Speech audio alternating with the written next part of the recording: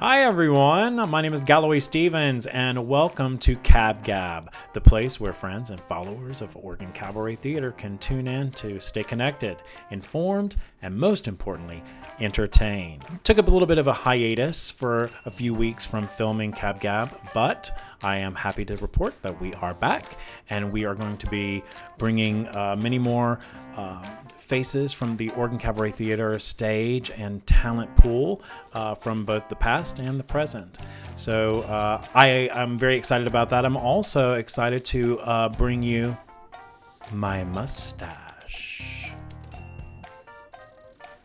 I've had a lot of people ask me, is that for a show?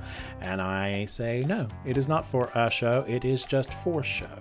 I am excited today. Our guest is going to be Oregon Cabaret Theater Artistic Director Valerie Rachelle. She and I are going to do a little talking on some of the current events that are happening with the theater, and then also some of the things that are coming up in the near future. So I hope that you enjoy. Ladies and gentlemen, please welcome to the show, Miss Val. It's who gets eaten and who gets to eat. Who gets to sell. Hi Val, how are you today?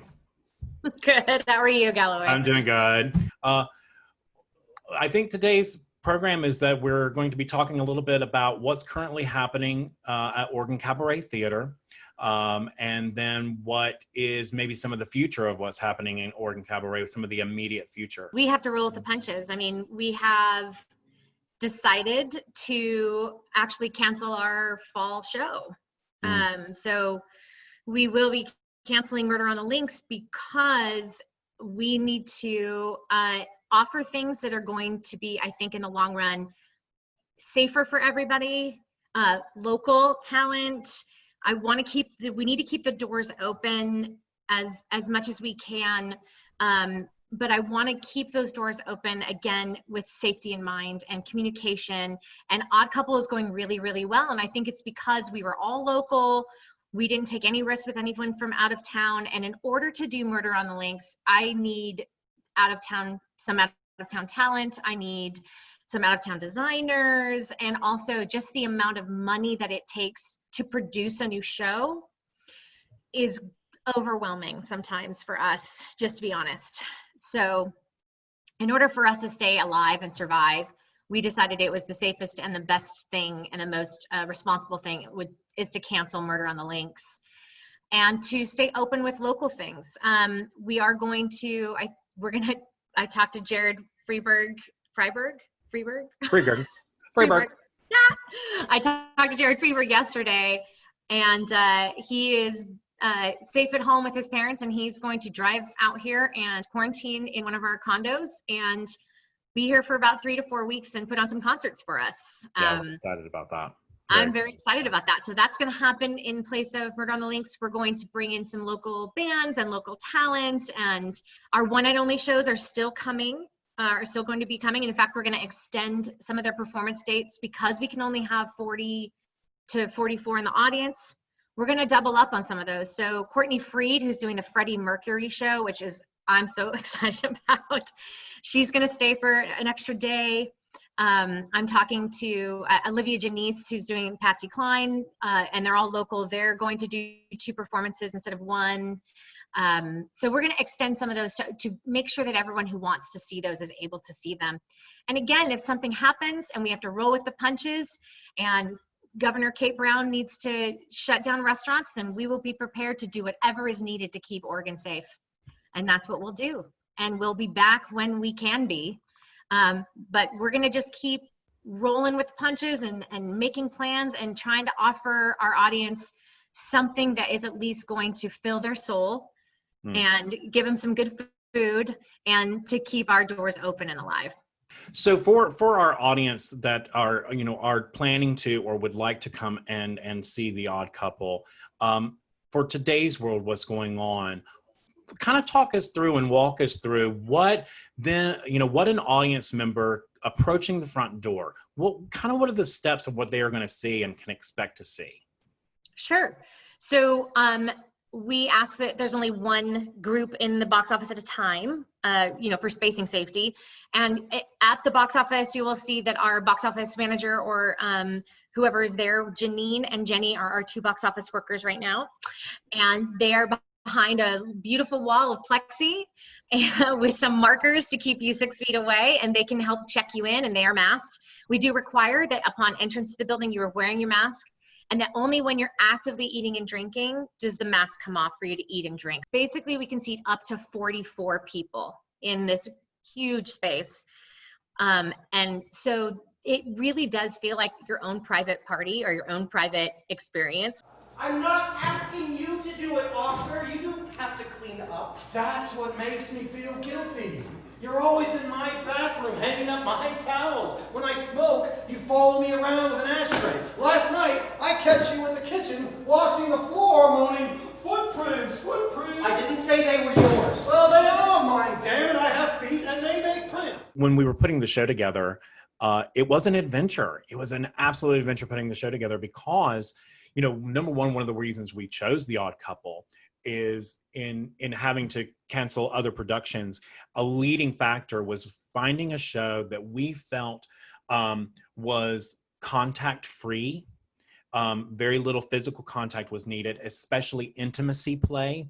Any show that involves kissing or embracing, hugging, any kind of romantic led storyline is difficult to put up. And in the theatrical world, trying to find a show that doesn't have a romance line, it's not easy. It's not easy. We went through so many scripts. I think Galloway and you and Rick and I were on Zoom every day for 2 weeks, just going, okay, what script did you read today? And what do you think about this? And can we do this where they don't actually touch each other? And it was a challenge, but I do think Odd Couple was a great solution because it's a universal story. It's hilarious. It's a small cast. It hasn't been done at the Cabaret, and it's a title that people know. Oh, absolutely. Know and respect. It feels familiar to them. It puts you automatically in a comfort zone because whether you are familiar with, if you are familiar with the original film, if you are familiar with the long-running television series that was on for years, or if you just are familiar with it at other theatrical productions of it, it's something that automatically puts you in a comfort zone. So I thought that was one plus for choosing the show. There is a way to stage the show to where you do not need to you can extract physical contact, and we really worked hard on that. We worked hard on, there's supposed to be in Act 1, there's supposed to be a quote unquote scuffle scene where they are trying to keep Felix in the apartment. And it's usually directed and staged to where it's a full on scuffle between these poker players with Felix. They're holding him down and dragging him and picking him up. And, and it's supposed to be for comedic purposes and kind of creating chaos. But we really went in there and I said, how can we create the same mood with no one actually touching each other? Also, like you mentioned before, some of the prop work, anything really delving through the script and deciding if anything was handed off by one actor to another. If it was something that was supposed to go to the actor's face, we had to figure out how we could do it without contamination of one actor to another, even on the stage, which was really a lot of fun to work with the designers and the actors to kind of figure out those shadow tricks, things that the audience would never see because it's all theatrically hidden, but it is there for their safety. There are 2 phones in the show that are in the same location. They are both disguised to appear to be the same phone, but they're not. They're 2 different phones so that one actor can pick it up, answer the phone, and when they say, "It's for you," they put the phone back down in the same place while the other actor comes over and picks up another identical phone to put it to their face. Because also, too, this, Valerie, because you're very much a hands-on director, choreographer. Right? I like to get right up on stage with y'all, and you can't do that now. And I'm the same way. I try not to, when I'm working, I try not to touch the actors, but sometimes you just want to jump up there and you're like, it's just easier for me to show you. Or, or I need you to, when I was staging the show, there were times where I was talking. I remember one day I was talking to Stephen Klein, who plays Felix. And there's one large, armchair on stage. Sure. And the way it was facing, it wasn't correct. And so I was like, actually, Stephen, can you do me a favor? Because I wasn't allowed to approach the stage. So from the house, I was directing him just to move the chair to where it needed to face. Oh my gosh. Do you know what's hilarious about that, Galloway, is that I was watching Zoom rehearsal that day. Oh, really? And I clicked into the rehearsal literally on that moment when you're like, no, to the right. I mean, to the left. No, go back where you were. Stephen, just pull it back up. Like have it. I know. I just need you to have it where you can face, where you're facing them. Turn it to where if you were sitting in it, you could face them. And he took the chair and turned it all the way around, like turned it almost like full 360. And we reached that point where I was like, okay, can we just let everybody stop? I'm proposing to you. What do you want, a ring? Well, Oscar, if that's how you really feel. I have so much respect and true love for the audience, the patrons of Oregon Cabaret Theater. They're so supportive of local art.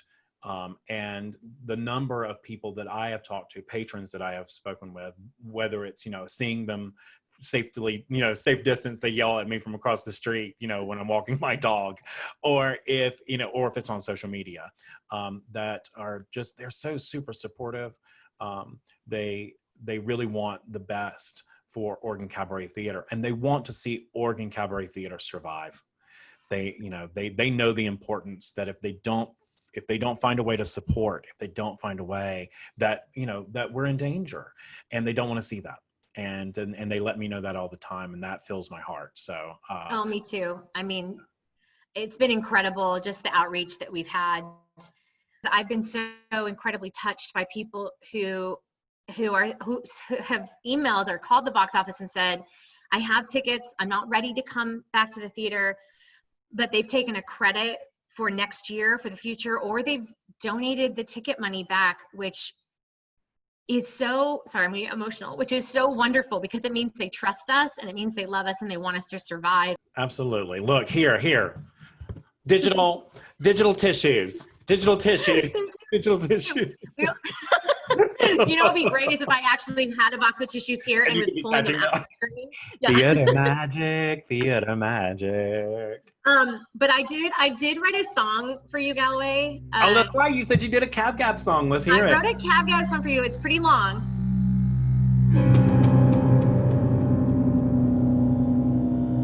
Attend the Cab Gab hosted by Galloway Stevens. He's interviewing his friend Valerie Rachelle. The laugh and talk go round and round, and if you don't like it, just turn off your sound. I zoom you, Galloway.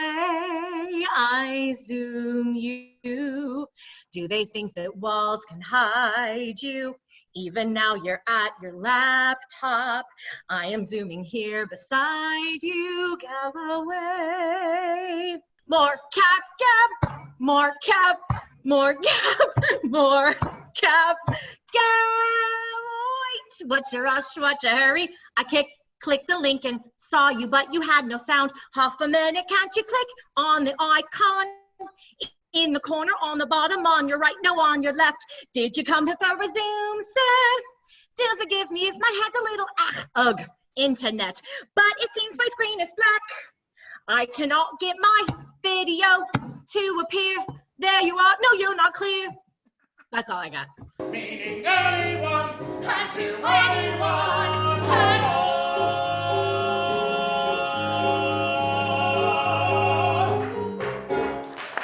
Thank you for joining us and giving us all the information. We really appreciate it, Val. Yeah, I thank you. All right, such an enjoyable interview. Always really enjoy talking to Val. Yeah, she's super passionate about her theater. Her and her husband Rick, they are, they're more than just the owners to the theater and the managers to a theater. They really do care about everyone that they work with, and they care about this community, and that's a beautiful thing to hear. And it's a beautiful company to work for. So we appreciate you, Val, and we appreciate you, Rick. So that being said, I also I think it's somewhere within the interview before we sign off here. Somewhere within the interview, we were talking about Oregon Cabaret Theater alum Jared Freiberg, and I think we kind of got stumbled on the pronunciation of his last name, and it is Freiberg. Jared Freiberg, we love you, and we're so excited about the possibility of you returning for the fall season to visit with us and to entertain our audiences. For those of you who may not remember, Jared was featured in our production of $1 Million Quartet. He is an amazing pianist and just a firecracker of a performer. So we're excited to have him return.